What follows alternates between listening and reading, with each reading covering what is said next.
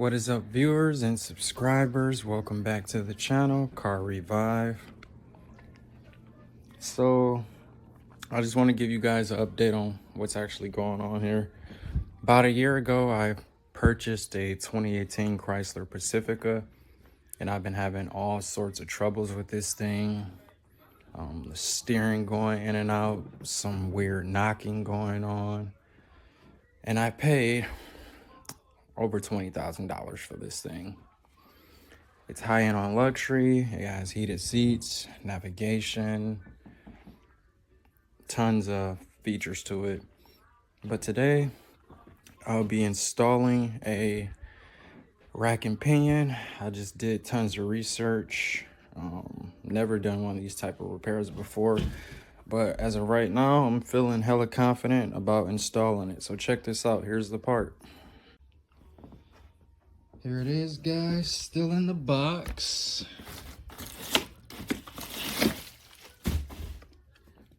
The whole rack and pinion. And as you guys can see, I already loosened it out of the packaging. I was kind of skeptical about what to do and how to go about doing it. Just did some research. Apparently this thing here is for like, it's dielectric grease, which is probably used to keep moisture out of these two electrical components. And all you have to do is just install the rack itself. So with that being said, let's head out to the Chrysler Pacifica and start tearing it down.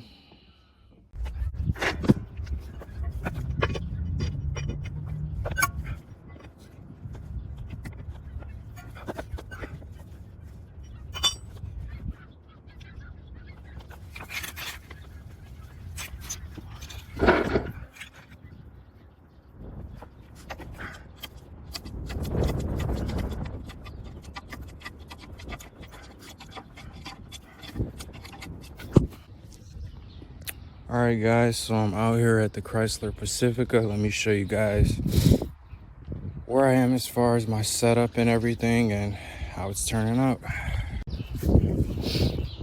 So I got all power from the vehicle disconnected right now. I got the tires off both sides, and I got the steering wheel sitting in the straight position. So that's pretty much where I am. I had to remove the splash guard from under here. And as of right now, I'm looking at this thing. It doesn't really look too complicated. So the first thing I'll probably end up doing is taking off the sway bar, the tie rod ends first. I may end up working myself from the outside to the inside. As you can see, these two bolts here, there's a one right there and the other one's on the other side. The connector doesn't seem too complicated, but we'll see how this turns out.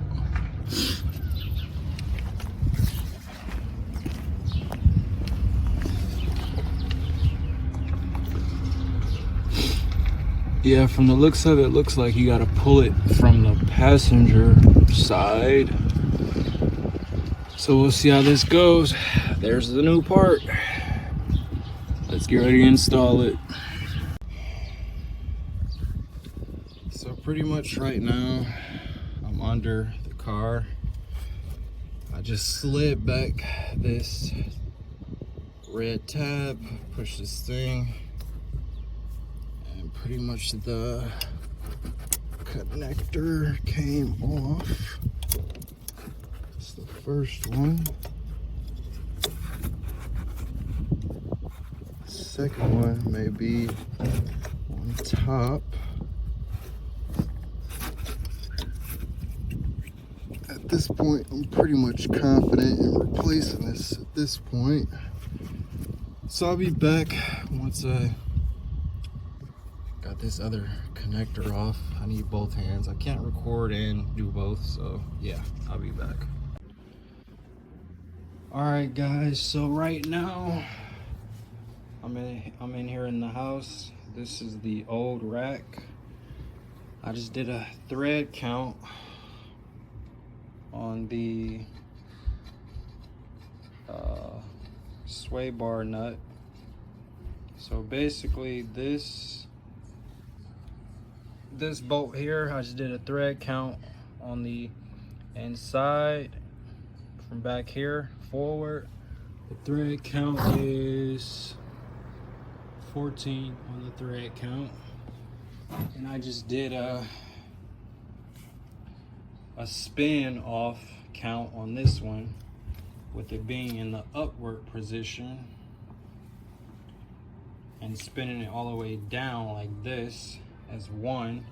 So spinning it again, that's 2. Spinning it again, that's 3.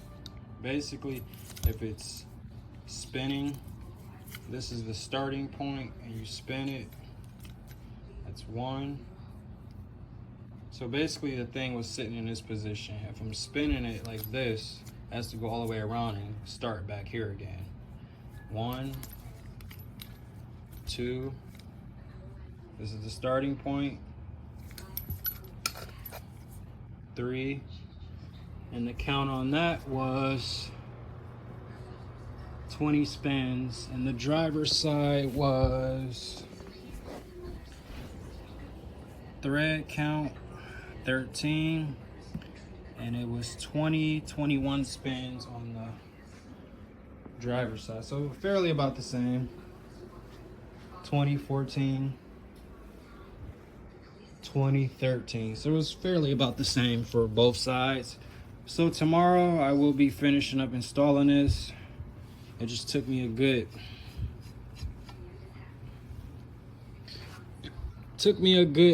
40 minutes to break this thing loose. And basically, actually these parts, Nathan, do me a favor, sit them up there on the toolbox. All right, both screws, both of those, that one too. So basically at this point, I can install this back in the box and go pick up my $300 core. So I end up calling a dealership. They were gonna charge me $5,000 to install this. A couple other places probably would have been $3,000, $3,500-ish. But most places would have been charging me about $5,000 to put this in. I literally just saved myself tons of money putting it in. A couple times during the day, I was about to give up, honestly. But you know what? I kept going until I strived and did it. So, like I said, if you guys are new to the channel, hit that subscribe button down at the bottom. Give the video a thumbs up if you like the repair. And honestly, I looked all over YouTube as far as this repair, and I have not seen one single video on this repair. So please just leave a nice thumbs up. Feel free to leave any comments or questions down below, and I'll see you guys in the morning. Peace. I don't need one. Alright guys, this is the old part. As you can see, there's 3 screws on the bottom of here. I'm gonna go outside and show you guys exactly what I'm talking about. So it was a boot that went over this part, and then there was a cover that went over the top. So basically it was like in layers like this. The bottom had some nuts that had to go on the bottom. Screw this in.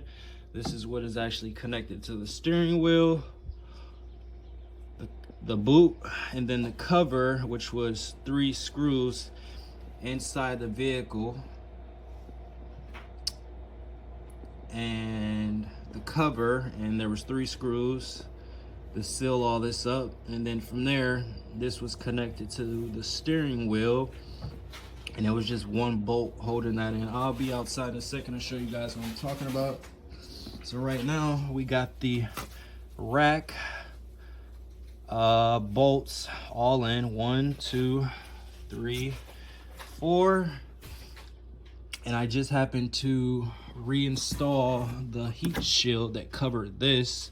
I had to come back in and line it up with the old part. So I got one screw here, one there, and there's one on the, I'm guessing that's it. I don't see any other holes for it, but yeah, the heat shield's on here. That's all installed, so I'll go outside and show you guys exactly what I'm talking about. So I'm back out here at the van. I just wanted to show you guys what I was talking about with that upper section. Here's the inside of the steering rack, and as you can see, there's 3 bolts, 1, 2, 3, and then that metal piece went up into the steering column, which is right there. That one bolt is being held. So let's get under the car and I'll show you guys what I'm talking about as far as the heat shield and everything else. No, it's all right. All right, guys, so I'm under the van. I got my sub bolts laying around where they go. And I'm getting ready to raise the subframe back up, which is this piece here. I just installed this heat shield right here. That thing which goes over the rack and pinion. The rack and pinion is back in this thing here. As you can see, I got my tie rod bolts on. I'll show you guys exactly how I'm going to align that. And these bolts here go to the subframe that's hanging. This one, those 2 over there, and these go to the rack and pinion. This one, all that stuff is tightened. This one here goes to the rack and pinion, and the ones in the rear. So let's just finish up. I'm gonna raise the rack, line up my bolts, and then I'll be back in a second. All right, guys, so it took about 5 minutes to kind of get this going.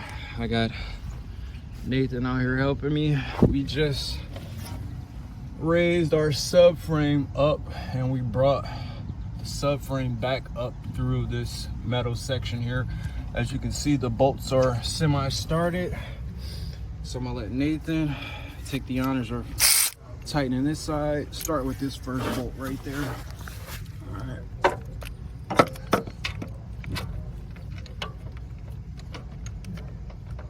Tap it, the trigger.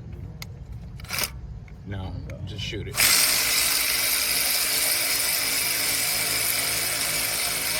Stop. All right, that's good. Come to the other side.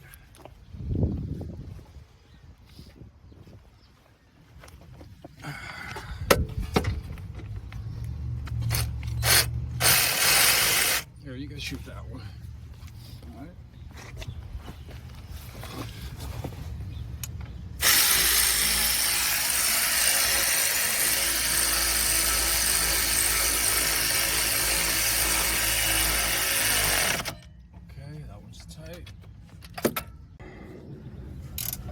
All right, guys, so we're tightening down these back bolts. You guys just seen us zip down this front one. These here, we have to pretty much do them by hand, so it's gonna take a while.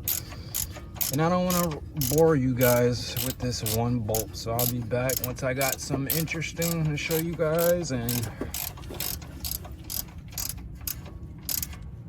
we're pretty much done. So I'll be back in a second. All right, guys, so I'm back up under the Chrysler. I just line this muffler thing back up in place along with this one. Just gotta tighten down the screws. We also had to re-loosen those screws up in that area that was holding that silver frame back together in order to line up all the bolts. All the bolts are back lined up.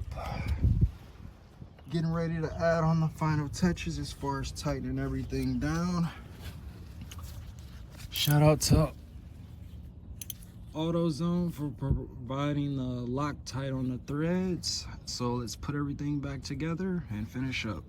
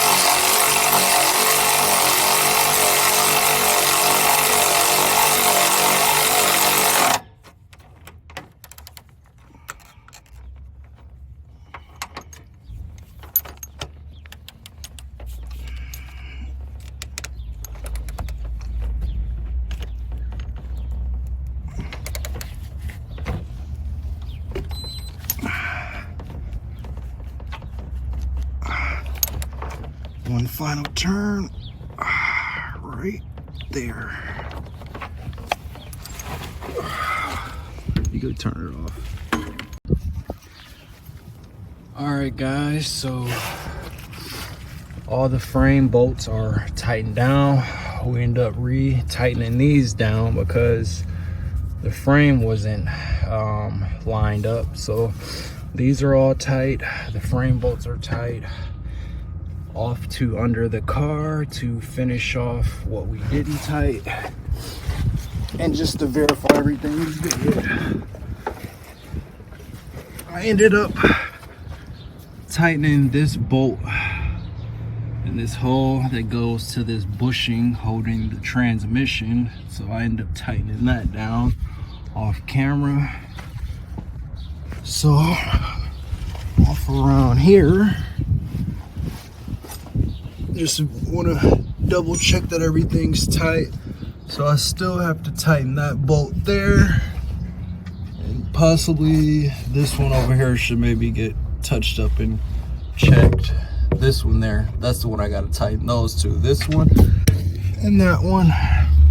Basically this bolt here and that one there, and everything under the car should be tight and secure other than the splash guards. I would say we're just about ready to put the wheels on her. But before I put the wheels on, I'm gonna show you guys exactly how I'm gonna be putting the alignment on here. But before I get from under here, I'm gonna go around, double check all the bolts, and just confirm everything is fastened down nice and tight. So I'll be back in a second.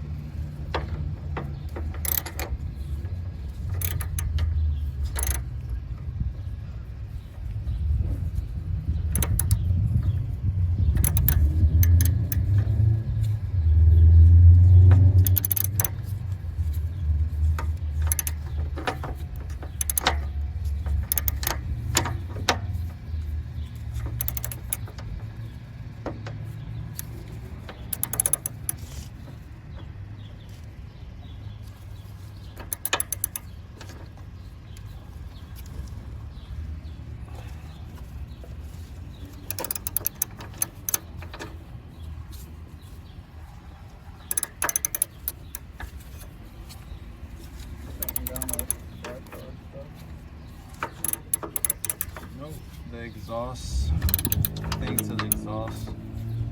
Last thing to that. And then I can put the splash guards up.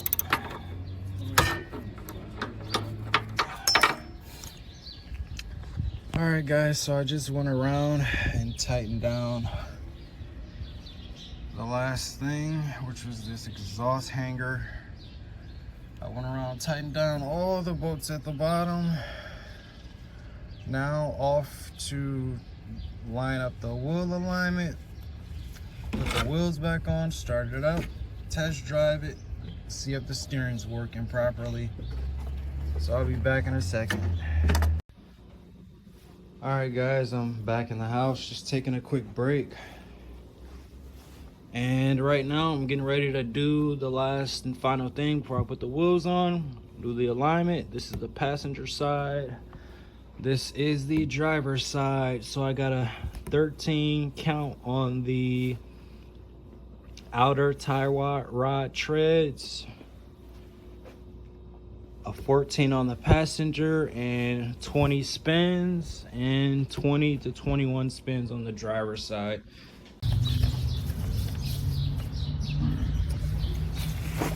All right guys, so I'm pretty much doing the last final things on the car, that paper.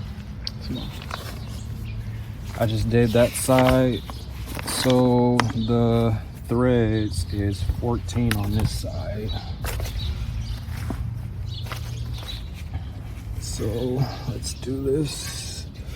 See, 1, 2, 3, 4, 5, 6. Let me do it from this angle.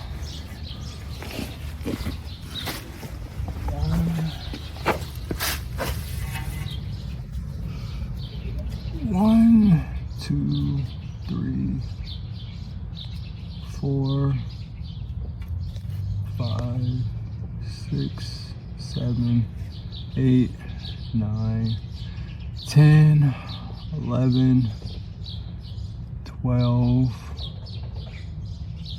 13, 14. Let me do it one more time. 1, 2, 3, 4, 5, 6,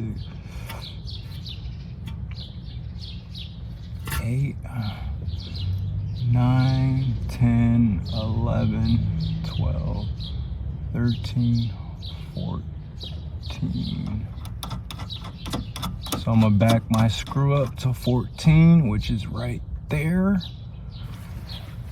And this part here, the tie rod end, it was 20 to 21 spins. So that's 1, 2, 3, 4, 5, 6, 7, 8, 9, 10, 11, 12, 13, 14, 15, 16, 17, 18, 19, 20. So about 20 right there.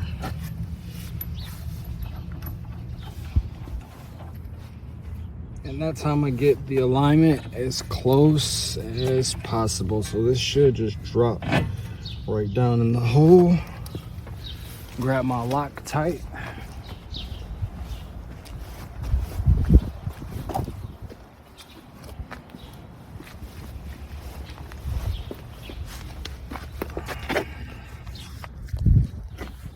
And I pretty much use one thing of this on one car.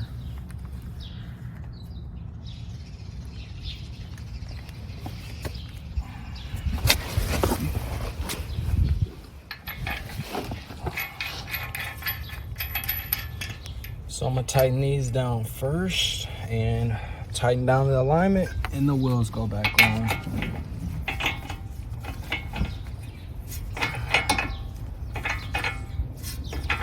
can start recording. Alright guys, so we're pretty much putting the final touches on the repair. I just unhooked the steering wheel after completing the alignment. Everything's tight with that. Last thing left to do, put a couple panels back on. This one, some side thing here. Hook up these little couple connectors or whatever. And then just put this last wheel on, and basically it's ready to test drive. So I'll be back in a second. All right guys, the repair was basically a success with installing it. I do have some bad news. Unfortunately, after installing the power steering rack, nothing has changed, which is basically a huge letdown, especially after I was given false information from a Chrysler dealership stating that I needed a power steering pump, and I still have no power. It's just very frustrating, especially with how much money I'm spending on this vehicle and nothing has been resolved. I even came out of pocket to get it diagnosed. And let's just say, if I happen to pay $5,000 to get the dealership to do it, I'll be out of pocket $5 grand right now. And the steering probably most likely still wouldn't even be working. So it's just very frustrating right now.